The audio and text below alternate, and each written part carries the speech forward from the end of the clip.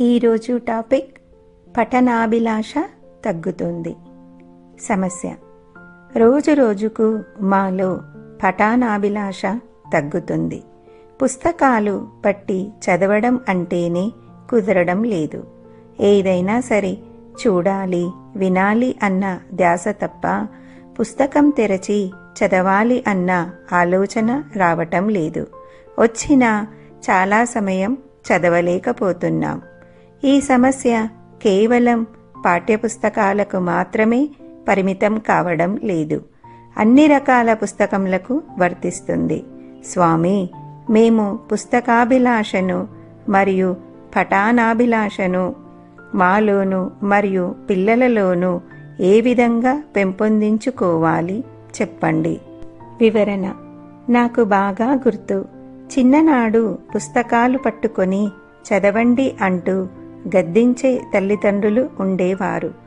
గత అర్ధశతాబ్దంలో మన జీవిత నిఘంటువులో నుండి పుస్తకములు, గ్రంథములు, పత్రికలు అన్న పదాలు తొలగించబడినాయేమో అన్న సందేహం కలుగుతుంది.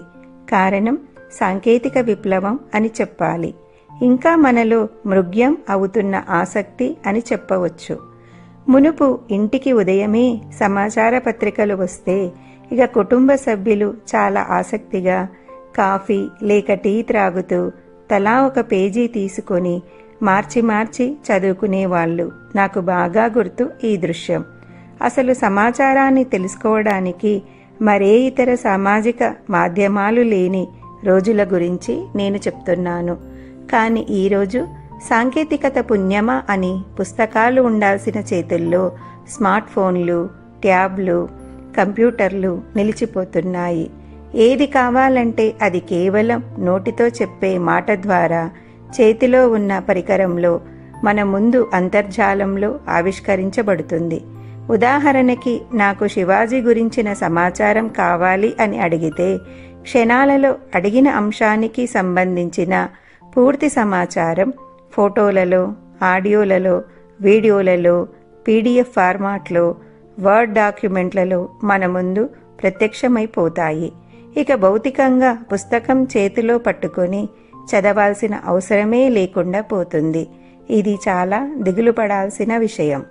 సమాజంలో మనిషి తలరాతను మార్చేది చదువు మాత్రమే.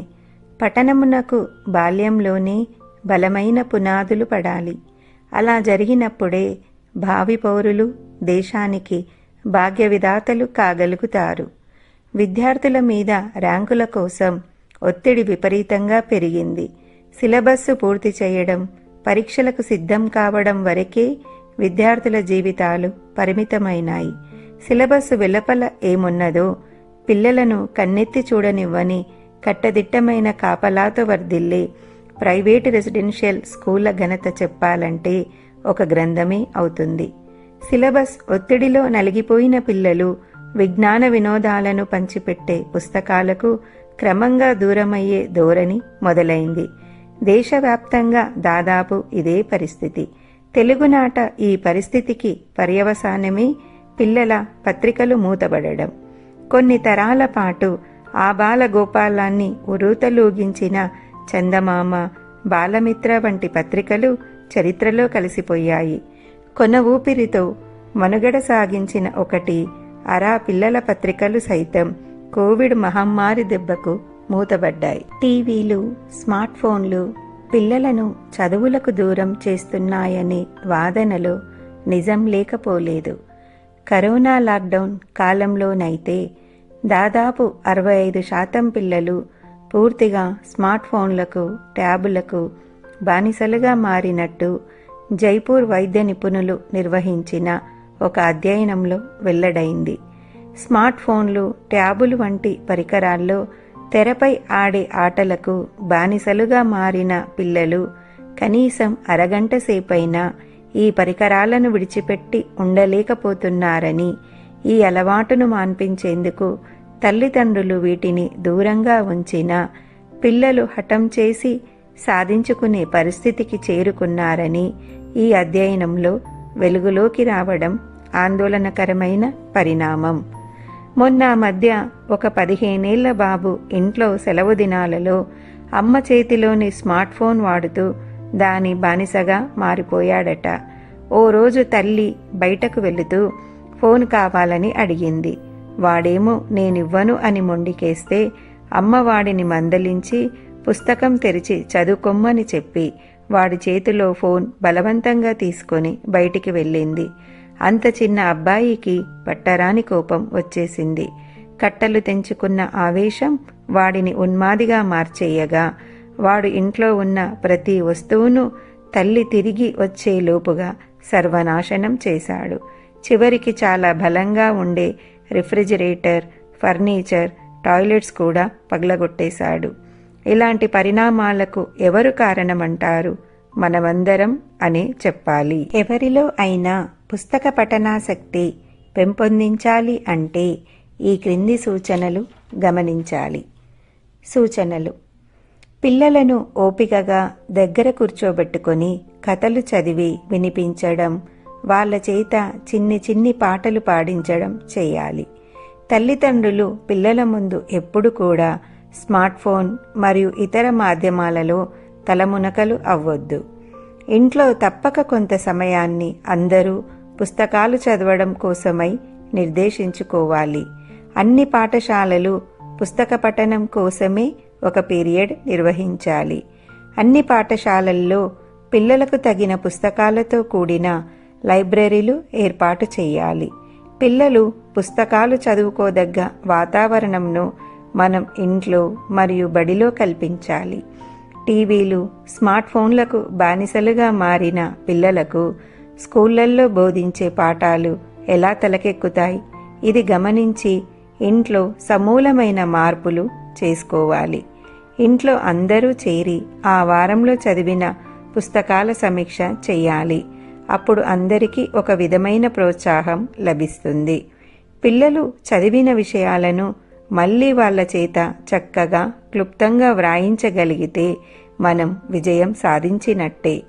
బాల సాహిత్య సృజనలను, ప్రచురణలను ప్రోత్సహించాలి.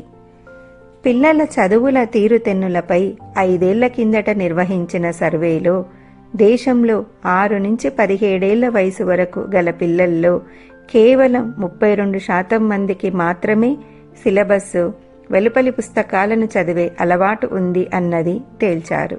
పిల్లల్లో చదివే అలవాటు తగ్గుముఖం పడుతుండడానికి ముఖ్యంగా పాఠశాలల నిర్వాహకులనే తప్పుపట్టాలేమో. చివరగా ఒక మాట: పిల్లల్లో చదివే అలవాటును ప్రోత్సహించడానికి అందరం నడుం కట్టాలి. పాఠశాలల లైబ్రరీలను పటిష్టపరచడం, పఠనోత్సవాలను నిర్వహించడం వంటి చర్యల ద్వారా పిల్లల్లో చదివే అలవాటును ప్రోత్సహించాలి.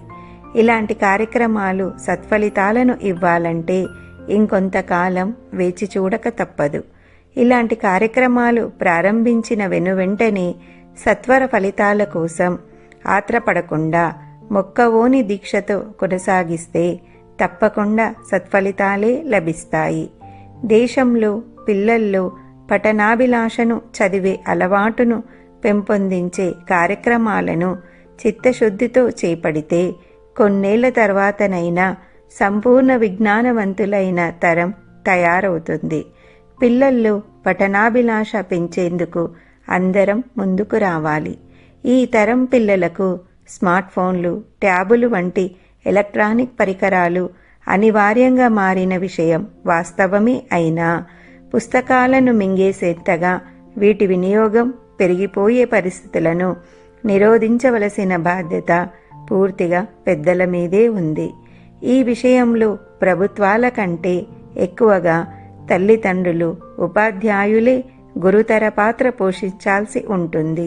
ఎందుకంటే భావి పౌరుల భవితవ్యాన్ని తీర్చిదిద్దాల్సింది వాళ్ళే.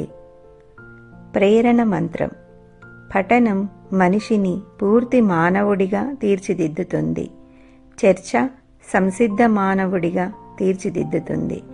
రాత ఖచ్చితమైన మానవునిగా తీర్చిదిద్దుతుంది అని 16వ శతాబ్ది నాటి బ్రిటిష్ రాజనీతిజ్ఞుడు ఫ్రాన్సిస్ బేకన్ అన్నాడు.